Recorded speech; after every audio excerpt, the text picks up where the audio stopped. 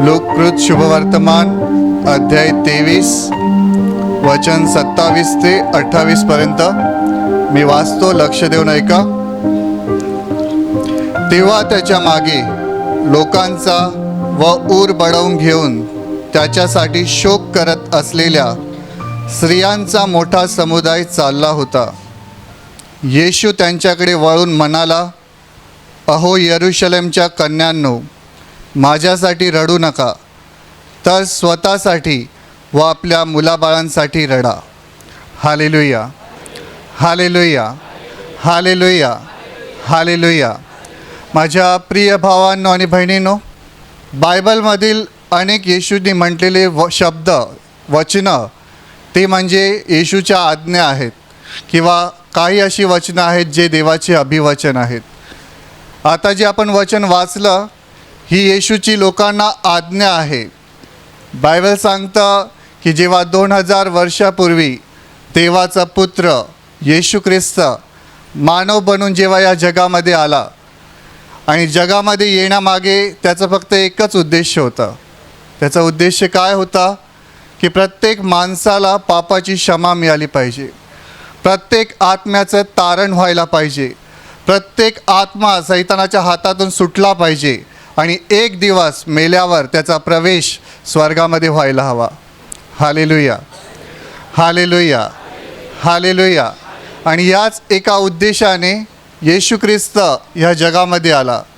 माझ्या प्रिय भावांनो आणि बहिणींनो, जेव्हा तो या पृथ्वीवर होता तेव्हा त्याने मोठमोठे अद्भुते केली, चिन्ह चमत्कार दाखवले, मुक्यांना बोलतं केलं, लंगड्यांना चालतं केलं, आंधळ्यांना दृष्टी दिली, मेलेल्यांना पण उठवलं. आणि त्यामुळे येशूच्या मागे हजारो लाखो लोकांची भीड म्हणजे गर्दी त्याच्या मागे असायची. Hallelujah, hallelujah. आणि लोक सतत त्याला स्पर्श करण्यासाठी प्रयत्न करायचे. का? कारण लोकांचा असा विश्वास होता की आम्ही येशूच्या कपड्याला जरी स्पर्श करू तर आम्ही एका क्षणामध्ये बरं होऊ शकतो. Hallelujah, hallelujah, hallelujah. आणि तोच येशू ख्रिस्त जेव्हा त्याची वेळ आली, जेव्हा त्याला जग सोडून जाण्याची वेळ आली, मानवाच्या तारणासाठी त्याला क्रूसावर मरायचं होतं, त्याने आपल्या शिष्यांना अनेक वेळा सांगितलं, मी शास्त्री आणि परुषींच्या हातामध्ये दिला जाणार आहे, ते माझा छळ करतील, ते मला मारतील, ते मनुष्याच्या पुत्राला वधस्तंभावर खेळतील, पण मेल्यानंतर तिसऱ्या दिवशी मी पुन्हा उठणार आहे, मी पुन्हा जिवंत होणार आहे. Hallelujah, hallelujah, hallelujah. हे सतत तो आपल्या शिष्यांना सांगायचा. सतत 2-3 वेळा, अनेक वेळेला त्याने आपल्या शिष्यांबरोबर त्याने त्याचं वर्णन केलं की कशा प्रकारे तो मरणार आहे. माझ्या प्रिय भावांनो आणि बहिणींनो, तुम्हाला आणि मला वाचवण्यासाठी येशूने फार मोठी किंमत दिलेली आहे. येशू ख्रिस्त देवांचा देव, राजांचा राजा, प्रभूंचा प्रभू असून देखील तो मानवाच्या तारणाखातील त्याने स्वतःचा प्राण वधस्तंभावर दिलेला आहे. माझ्या प्रिय भावांनो बहिणींनो, आता जे वचन आपण वाचलेलं आहे ते येशूच्या वधस्तंभाच्या वेळेचं आहे. म्हणजे ज्या वेळेला येशूला पकडण्यात आलं आणि जेव्हा त्याच्यावर शास्त्री आणि परुषांनी खोटे आरोप लावले, त्याच्यावर खोटा गुन्हा दाखल केला, आणि तेव्हा यहुदी लोक ओरडू लागले की ह्याला शिक्षा करा, तेव्हा अनेक लोक त्याला म्हणू लागले की ह्याला क्रूसावर खिया. जेव्हा की त्यावेळेचा पिलातूस होता राजा, त्याला येशूमध्ये काही दोष दिसला नाही, पण तरीसुद्धा त्याने येशूला शिक्षा दिली. माझ्या प्रिय भावांनो बहिणींनो, बायबल सांगतं की येशूच्या पवित्र शरीरावर चाबकाचा फटके मारण्यात आले, त्याच्या शरीरातून रक्त वाहत होतं, त्याच्या डोक्यामध्ये विषारी काट्यांचा मुकुट घालण्यात आला, त्याच्या हातामध्ये पायामध्ये टोकदार खिळे मारण्यात आले. एवढं भयानक मरण तो आपल्यासाठी सहन करत होता. Hallelujah, hallelujah, hallelujah. मनुष्याला स्वर्गामध्ये घेऊन जाण्यासाठी, नरकाच्या अग्नीपासून वाचवण्यासाठी येशू भयानक यातना सहन करत होता स्वतःच्या देहावर, स्वतःच्या शरीरावर. तुम्ही कल्पना करून बघा, तुम्हाला साधी एखादी पिन जरी लागली तर तुम्हाला केवढ्या वेदना होतात. आणि येशूने तर आपल्यासाठी चाबकाचा मार सहन केला, काटेकुट्याची वाट तो चालला, त्याच्या खांद्यावर वजनी क्रूज देण्यात आला. तो क्रूज घेऊन तो चालत होता. बायबल सांगतं की तो चालत असताना पण 3 वेळा त्या क्रूसाखाली पडला. त्याच्या पायामध्ये दगडे लागली, ठेस लागली त्याला, पण तरीसुद्धा तो चालत होता. Hallelujah, hallelujah, hallelujah. आणि एवढा मोठा वेदनांचा डोंगर घेऊन तो आपल्याला वाचवण्यासाठी काल्वरीची टेकडी चालत होता. आणि त्यावेळेला वचनामध्ये असं सांगितलं आहे की त्याच्यामध्ये अनेक लोक मागे चालत होते. ऊर बडवून म्हणजे मोठ्या आवाजात रडत आक्रोश करून येशूच्या मागे चालत आहेत. येशू क्रूज घेऊन, वधस्तंभ घेऊन वेदनेने विवळत असताना, चालत असताना अनेक लोक येशूकडे पाहून रडत होते की त्याला केवढं मार बसलेला आहे, त्याच्या शरीरातून किती रक्त वाहत आहे. Hallelujah, hallelujah, hallelujah, hallelujah. पण येशू काय म्हणतोय त्याच्याकडे लक्ष द्या. येशू जो एवढा वधस्तंभ, एवढं दुःख सोसून चालत आहे, तो लोकांकडे वळतो आणि म्हणतो, हे यरूशलेमच्या कन्यांनो, माझ्यासाठी रडू नका, तर तुम्ही स्वतःसाठी आणि स्वतःच्या मुलाबाळांसाठी रडा. म्हणजे येशूला सांगायचं आहे, माझं हे दुःख काही काळाचंच आहे. आता थोडा काळ मी अजून दुःख सोसणार आहे आणि मग मी वधस्तंभावर स्वतःचा प्राण देणार आहे. कारण मी कुठून आलो आहे, कुठे जाणार आहे हे मला माहिती आहे. मी मरणानंतर सैतानाचं राज्य उद्ध्वस्त करणार आहे आणि 3ऱ्या दिवशी गौरवाने उठणार आहे. Hallelujah, hallelujah. हे त्याला माहीत होतं. म्हणून तो वळून, जे त्याच्या मागे लोक येत होते, ज्या इस्रायलाच्या स्त्रिया रडून त्याच्या मागे येत होत्या, त्या सर्वांना तो सांगत होता, माझ्यासाठी रडू नका, तर तुम्ही स्वतःसाठी रडा आणि स्वतःच्या मुलाबाळांसाठी रडा.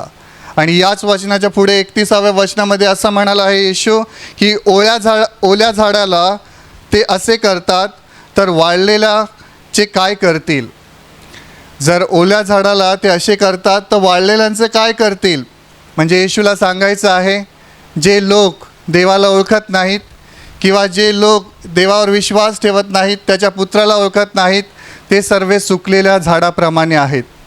आणि आज म्हणून तुम्ही जगामध्ये पहा, अनेक कुटुंबामध्ये दुःख आहेत, आजार आहेत, भांडणं आहेत, समस्या आहेत. अनेक तरुण मुलं या काळामध्ये, या शेवटच्या काळात तरुण मुलं मोठमोठ्या पापामध्ये पडलेले आहेत. कितीतरी तरुण मुलं जरी प्रार्थनेला येतात तरी व्यभिचारामध्ये अडकलेले आहेत. कितीतरी तरुण मुलं प्रार्थनेला येतात पण आईवडिलांचं ऐकत नाहीत. किती मुलं दारूच्या व्यसनात, ड्रग्स, अनेक वाईट गोष्टीमध्ये अडकलेले आहेत. कालच एक म्हातारी आई इथे आलेली केंद्रामध्ये, ती तिच्या मुलाविषयी सांगते की माझा मुलगा चांगला सरकारी नोकरीमध्ये आहे, सरकारी काम त्याला आहे, त्याला तिथे चांगला पगार पण आहे, पण तो असा वागतो की बिलकुल त्याच्या आईचं ऐकत नाही. तो वेड्या वाकड्यासारखंच वागत राहतो आणि त्याला जो काही पैसे मिळतात, तिने सांगितलं 35,000 पैसे मिळाले, ते पैसे घेऊन तो पळाला आणि आईला मारहाण करतो. Hallelujah, hallelujah, hallelujah. ती आई सतत रडत होती. ती म्हणते, मी 1 महिन्यापासून इथे प्रार्थनेला येते, मी काय करू. 1 महिन्यापासून मी येशूवर विश्वास ठेवलेला आहे. मी तिला सल्ला दिला, आई तुम्ही रडू नका, कोणा माणसासमोर हात जोडू नका, कारण कोणी माणूस तुमच्या मुलाला बदलू शकत नाही. एकच आहे जो तुमच्या मुलाला बदलू शकतो, तो म्हणजे प्रभू येशू ख्रिस्त. तुम्ही त्याच्यासमोर रडा, त्याच्यासमोर गुडघे टेका, तो तुमच्या मुलाला बदलून टाकेल. Hallelujah, hallelujah, hallelujah, hallelujah. माझ्या प्रिय भावांनो आणि बहिणींनो, येशू इथे रडण्याविषयी सांगत आहे. जेव्हा एखादा माणूस प्रामाणिकपणे, गंभीरपूर्वक आपल्या कुटुंबासाठी, आपल्या मुलाबाळांसाठी किंवा स्वतःसाठी जेव्हा गंभीरपूर्वक रडून देवाजवळ प्रार्थना करतो, त्यांच्या अश्रूमध्ये खूप सामर्थ्य असतं, त्यांच्या अश्रूमध्ये ताकद असते, ते स्वर्ग हलवू शकतात. Hallelujah, hallelujah.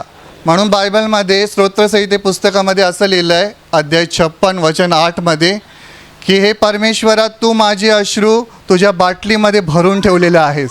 म्हणजे दररोज जेव्हा तुम्ही रडता देवासमोर गुडघे टेकून, देव म्हणतो तुझे सर्व अश्रू मी माझ्या बाटलीत ठेवले आहेत. योग्य वेळी देव स्वर्ग उघडतो आणि तुमच्यावरती आशीर्वादांचा वर्षाव करतो. Hallelujah, hallelujah, hallelujah. तुम्हाला कोणासमोर हात जोडायची गरज नाही. हा येशूने दिलेला मार्ग आहे. म्हणून येशू यरूशलेमच्या मुलींना सांगतो, स्त्रियांना सांगतो की माझ्यासाठी रडू नका, तुम्ही स्वतःसाठी रडा आणि तुमच्या मुलाबाळांसाठी रडा. बायबलमध्ये अशी अनेक उदाहरणं आहेत. जर तुम्ही वाचलात तर तुम्हाला कळेल की त्यामध्ये किती सामर्थ्य आहे. जेव्हा आपण येशूसमोर बसतो, रडतो, प्रार्थना करतो, त्याच्यामध्ये खूप सामर्थ्य आहे. तुम्ही बायबल वाचला असेल तर त्याच्यामध्ये योहानाचं शुभवर्तमान अध्याय 11 वचन 35, त्याच्यामध्ये एक छोटंसं वचन आहे, लिहिलं येशू रडला. येशू रडला.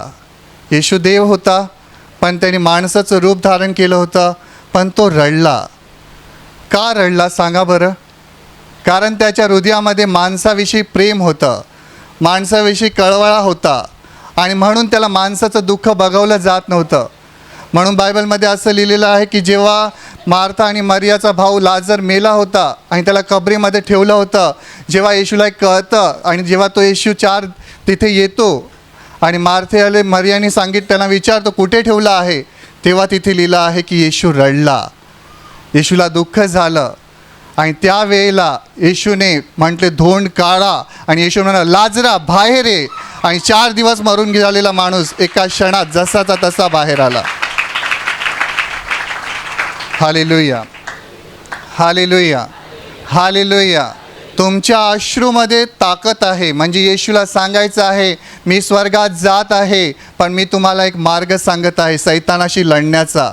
तुमची मुलं तुमचं ऐकत नसतील, तुमची मुलं तुमच्या हातातून बाहेर गेली असतील, किंवा तुमच्या घरामध्ये तुमचे नातेवाईक, तुमचे मुलं बाळ, पती पत्नी ऐकत नसतील, येशू सांगतो तुम्ही स्वतःसाठी आणि तुमच्या मुलाबाळांसाठी रडा. Hallelujah, hallelujah, hallelujah. अनेक उदाहरणं आहेत बायबलमध्ये. एका ठिकाणी असं लिहिलेलं आहे की येशू एका ठिकाणी जात होता आणि एका विधवेचा एकुलता एक मुलगा मेला होता आणि बायबल सांगते की तेथे येशूने पाहिलं की ती बाई रडते आहे कारण तिचा तो एकुलता एक पुत्र होता. जेव्हा तुम्ही कळकळून देवाला सांगता की देवा तुझ्याशिवाय माझा कोणी नाही आहे, तू वाचवलं नाहीस तर मी वाचू शकणार नाही, तू दिलं नाहीस तर मला मिळणार नाही, तेव्हा देव तुमचे अश्रू पाहतो आणि तुमच्यासाठी मेलेली गोष्ट पण जिवंत करतो. Hallelujah, hallelujah.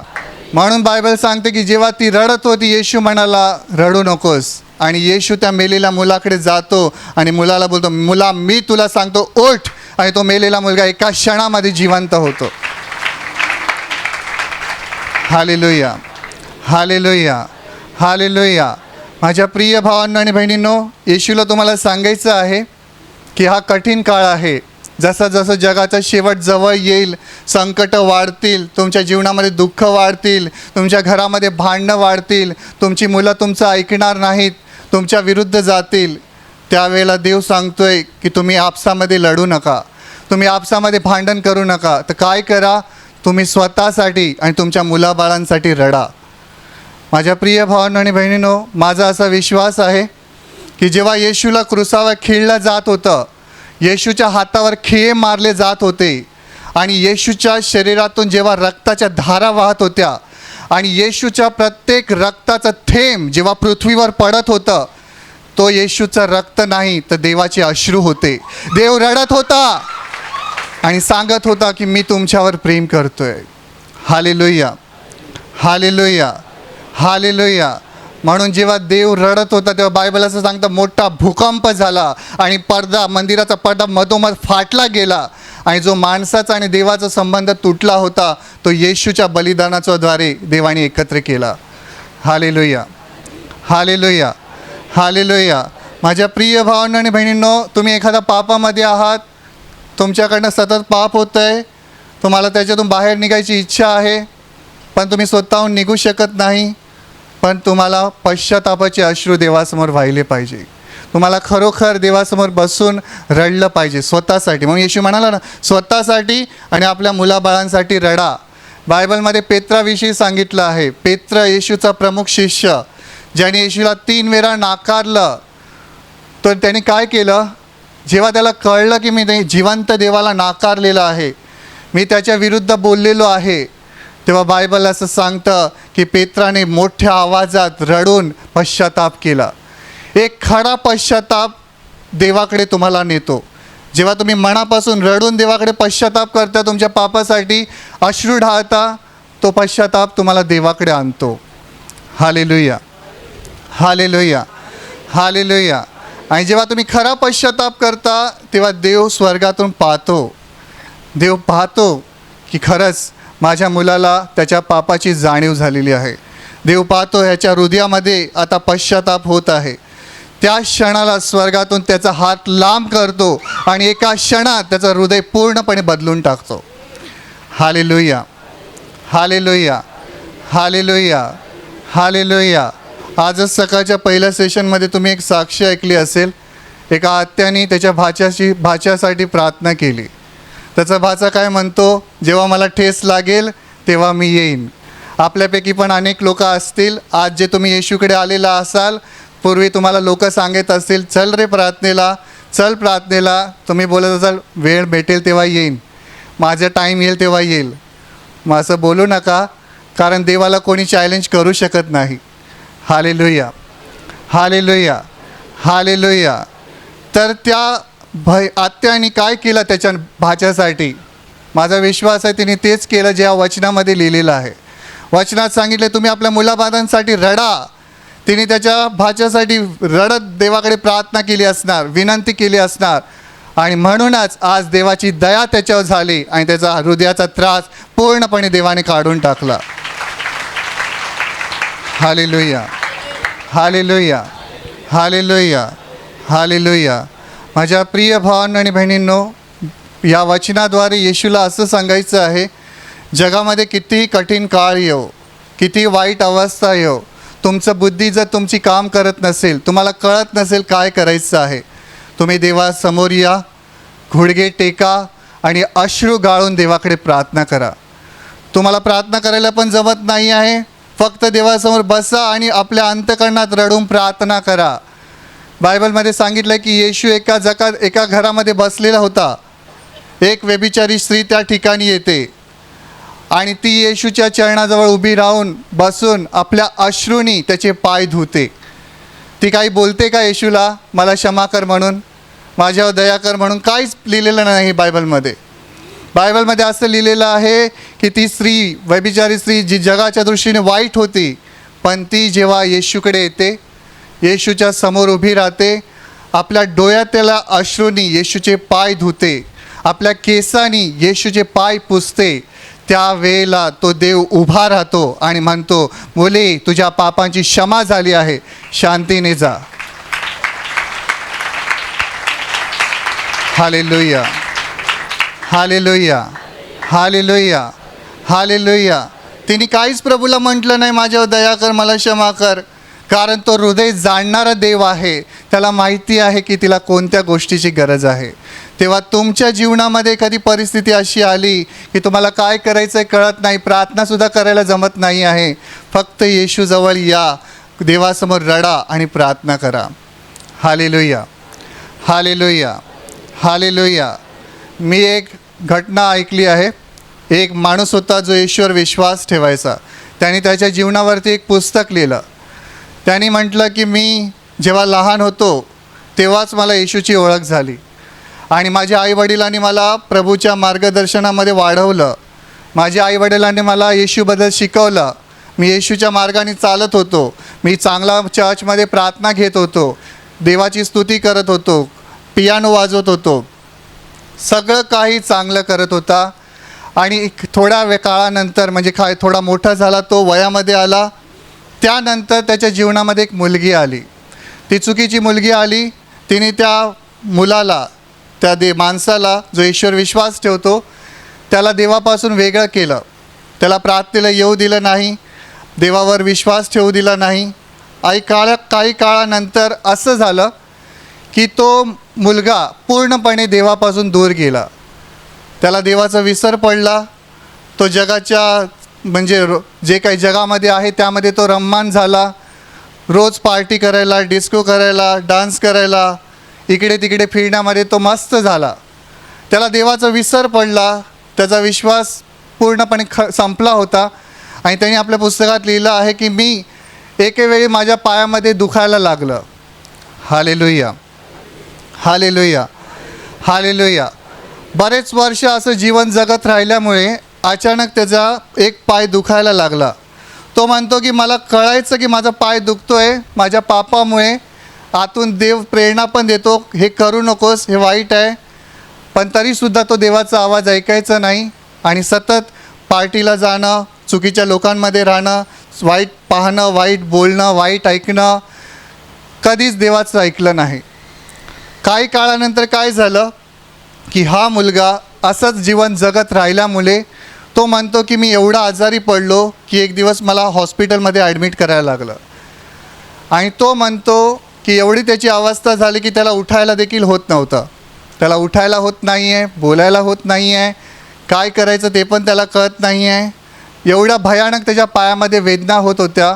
आणि तो सांगतो, ही सत्य घटना आहे मी सांगतो आहे, तो सांगतो की त्यावेळेला अचानकपणे त्याचा मृत्यू झाला. अचानकपणे त्याचा श्वास थांबला. आणि तो म्हणतो मी हॉस्पिटलमध्ये होतो तेव्हा त्याने असं पाहिलं, काही अशुद्ध आत्मे आले, त्याने त्याला धरून नेलं, त्याला नरकाच्या खोल अग्नीमध्ये घेऊन जात होते. एकदम खोलवर घेऊन आलं. त्याला कळलं की मी नरकामध्ये आलेलो आहे. आणि त्या ठिकाणी अनेक अशुद्ध आत्मे त्याला वेदना द्यायला लागले, त्याला मारायला लागले, त्याला छळायला लागले, त्याला त्रास द्यायला लागले. त्यावेळी तो रडायला लागला आणि देवाकडे क्षमा मागायला लागला. पण त्यावेळेला त्याला कोणताच आवाज आला नाही. असं काही काळ तो नरकामध्ये त्याच ठिकाणी ओरडत होता. थोडा वेळ किंचाळतच होता. आजूबाजूचा आवाज ऐकून तो भियाला होता.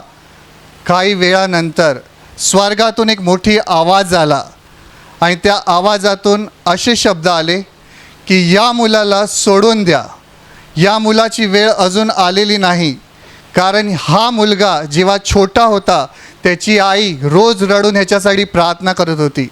आणि देव म्हणाला मी त्याच्या आईला अभिवचन दिलेलं आहे की मी त्याला सोडणार नाही.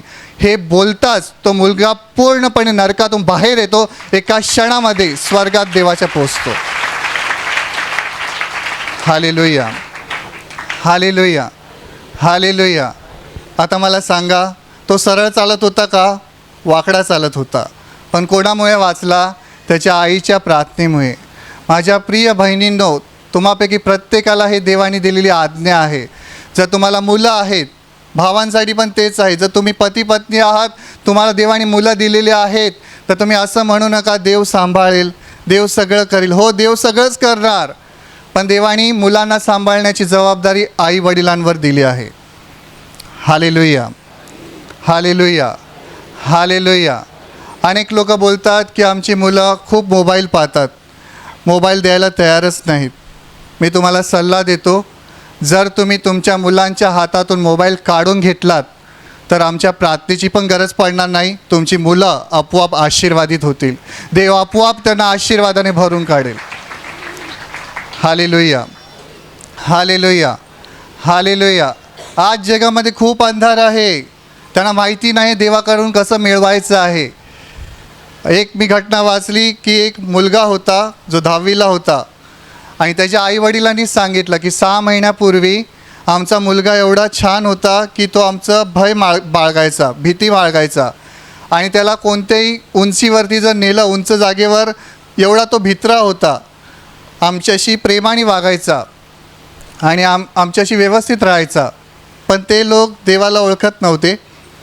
तर त्यांनी असं सांगितलं की 6 महिन्यापासून आमचा मुलगा एक गेम खेळायला लागला. अनेक आईवडिलांना वाटतं ना, गेम खेळणं म्हणजे काय पाप नाही, काय नाही, मुलांना काय जेवताना मोबाईल दिलं काय चालतं.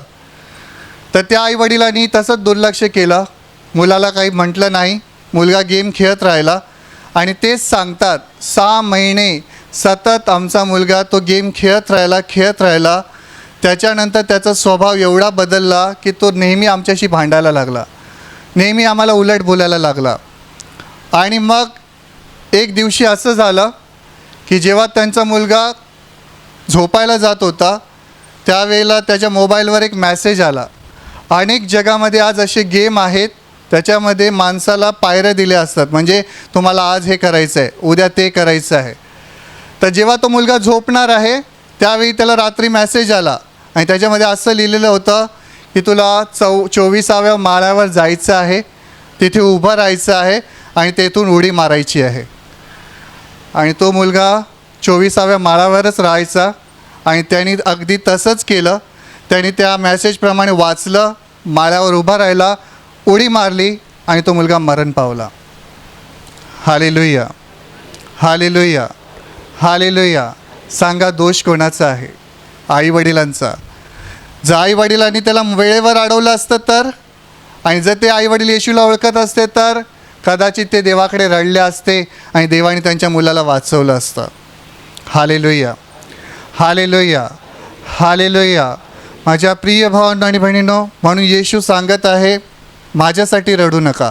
अनेक लोक येशूच्या क्रूसाकडे बघतात, येशूच्या बलिदानाकडे बघतात, येशूच्या शरीरावर जेव्हा चापकाचा मार बसतो, त्याच्या शरीरातून जेव्हा रक्त वाहतं तेव्हा ते असं विचार करतात की केवढं येशूने रक्त वाहिलं आहे माझ्यासाठी, केवढं त्याला वेदना झाल्याचं. ठीक आहे, पण येशूला हे सुद्धा सांगायचं आहे तुम्ही माझ्यासाठी रडू नका.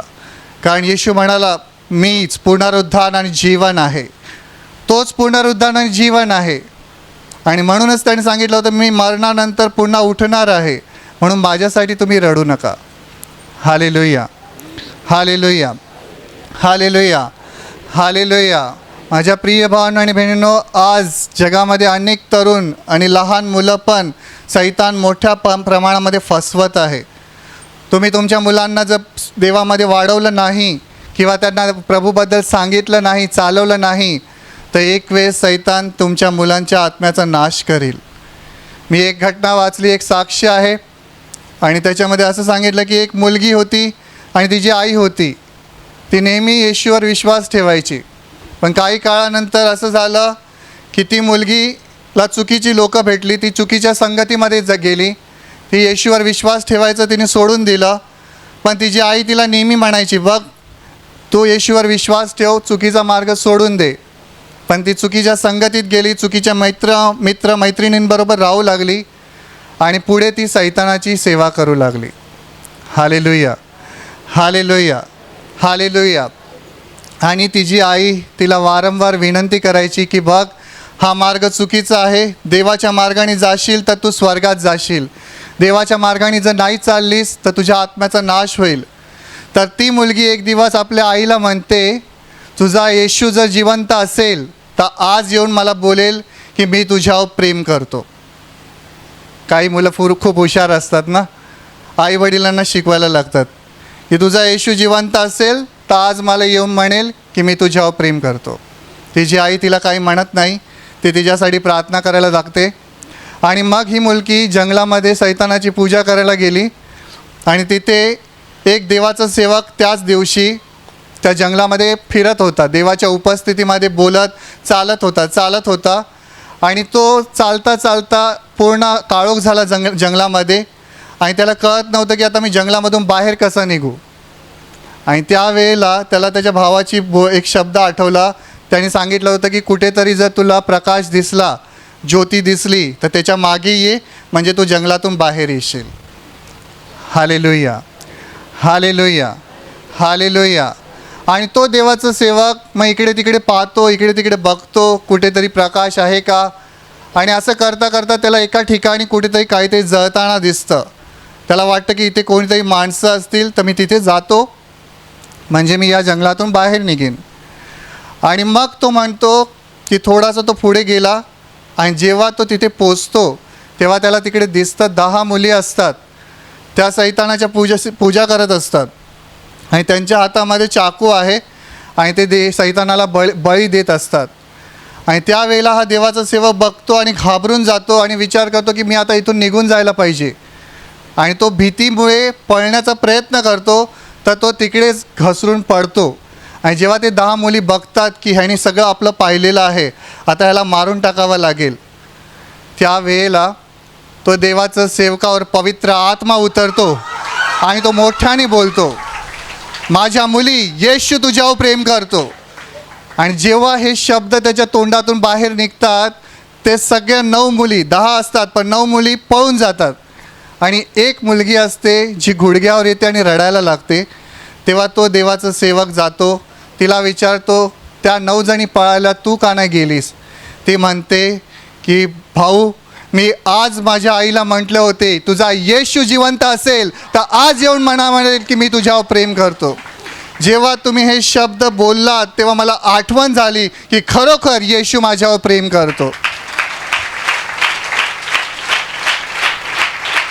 Hallelujah, hallelujah, hallelujah, hallelujah. माझ्या प्रिय भावांनो आणि बहिणींनो, मग त्या मुलीचं जीवन बदललं. ती पुन्हा प्रभूमध्ये आली. पण कोणामुळे आली? तिच्या आईच्या प्रार्थनेमुळे. तिच्या आईने रडून तिच्यासाठी प्रार्थना केली की ती पुन्हा देवाच्या राज्यात यायला पाहिजे. म्हणून येशू तुम्हाला सांगत आहे, प्रत्येक पती पत्नीला, आई वडिलांना, की तुम्ही आपल्या मुलाबाळांसाठी रडा, स्वतःसाठी पण रडा, जेणेकरून देव तुमच्या कुटुंबाचं तारण करेल, जेणेकरून देव तुम्हाला संरक्षण देईल. आणि येणाऱ्या कठीण काळामध्ये देव स्वतः तुमच्या बरोबर राहील, तुमच्यामध्ये राहील. आणि एक दिवस तुम्ही सर्वजण स्वर्गामध्ये प्रवेश करू शकाल. Hallelujah, hallelujah, hallelujah, hallelujah, hallelujah. माझ्या प्रिय भावांनो आणि बहिणींनो, आता मी तुमच्यासाठी प्रार्थना करणार आहे. तुम्हाला एखादा आजार असेल तर त्या आजारी भागावर हात ठेवा. पूर्ण विश्वासाने हात ठेवा. प्रभू एका क्षणात तुम्हाला स्पर्श करेल आणि बरं करेल. आणि त्या भागावर जर हात ठेवणं शक्य होत नसेल तर तुम्ही तुमचा हात विश्वासाने छातीवर ठेवा. देव तुम्हाला या क्षणाला स्पर्श करेल. Hallelujah, hallelujah, hallelujah, hallelujah, hallelujah, hallelujah, hallelujah, hallelujah. हे प्रेमळ पित्या, जितके भाऊ बहीण आज हे वचन ऐकत आहेत आणि जितक्यांना ज्ञानाची गरज आहे, बुद्धीची गरज आहे, आणि जी तुझ्याकडे कळकळून प्रार्थना करत आहेत की प्रभू आम्हाला तुझं शहाणपण दे, तुझं ज्ञान दे, तुझी बुद्धी दे, अशा प्रत्येकाची बुद्धी तू प्रकाशित कर. अशा प्रत्येकाला तुझ्या ज्ञानाने तू भरून काढ, अशासाठी की त्यांच्या जीवनातील अंधार नष्ट व्हावा आणि त्यांच्या जीवनामध्ये तुझे मोठे आशीर्वाद यावेत. तुमच्या शरीरातील सर्व आजार प्रभू येशूच्या नावाने या क्षणाला नष्ट होत. तुमच्या जीवनातील प्रत्येक दुःख, संकट आणि आजार प्रभू येशूच्या नावाने नष्ट होत. आणि तुमच्या जीवनातील आणि तुमच्या कुटुंबातील प्रत्येक समस्या प्रभू येशूच्या नावाने या क्षणाला निघून जात आणि तुमच्यावर आणि तुमच्या कुटुंबावर प्रभू येशूचे महान आशीर्वाद येऊत. आमीन.